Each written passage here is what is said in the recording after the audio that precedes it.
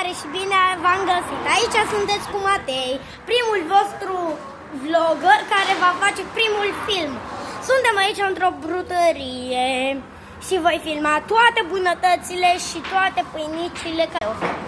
Acum o să vedem înghețatele voastre preferate. Scrieți-mi în comentarii care este înghețata voastră preferată.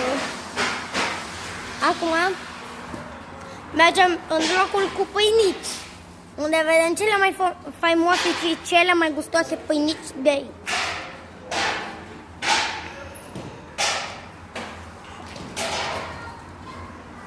Vedem ciocolățele cu alune, fursecuri cu mere, Emilo. Și aici avem fursecuri cu nucă, Ruia.